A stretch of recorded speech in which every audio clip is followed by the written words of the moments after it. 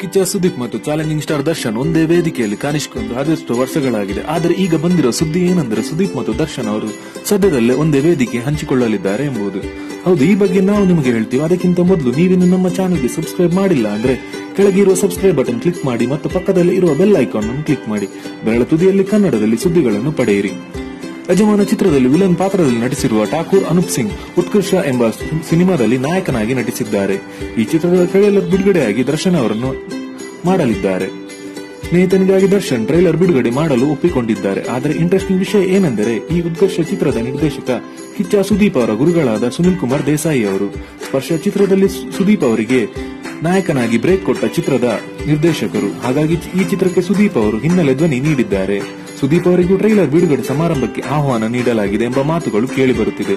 ಹಾಗೇನಾದರೂ ಸುದೀಪ್ ಈ ಕಾರ್ಯಕ್ರಮದಲ್ಲಿ ಪಾಲ್ಗೊಂಡರೆ ವರ್ಷಗಳ ನಂತರ ಈ ಇಬ್ಬರು ನಟರನ್ನು ಒಟ್ಟಿಗೆ ನೋಡುವ ಭಾಗ್ಯ ಅಭಿಮಾನಿಗಳಿಗೆ ಸಿಗಲಿದೆ. ಈ ಮೂಲಕ ಸುದೀಪ್ ಮತ್ತು ದರ್ಶನ್ ಅವರನ್ನು ಸ್ನೇಹ ಮತ್ತೊಮ್ಮೆ ಚಿಗುರಲಿ ಎಂಬುದೇ ಎಲ್ಲರ ಆಶಯ.